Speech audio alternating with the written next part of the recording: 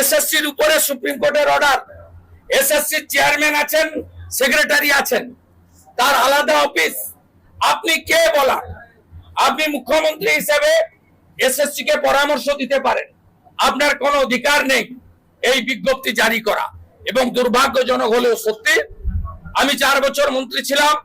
আমার অভিজ্ঞতায় আমি যখন হারি এই দল বলেছি, অল আর ল্যাম্প পোস্ট, একটাই পোস্ট, দ্যাট ইজ মমতা ব্যানার্জির পোস্ট, পিসির পোস্ট।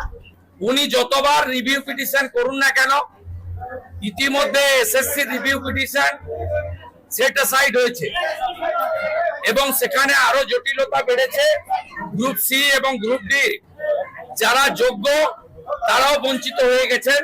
এসএসসি রিভিউ পিটিশন করতে গিয়ে পুরো লটটাই বাদ চলে গেছে। ওই 4000-এর মধ্যে কিন্তু অযোগ্য আছে, যোগ্য আছে।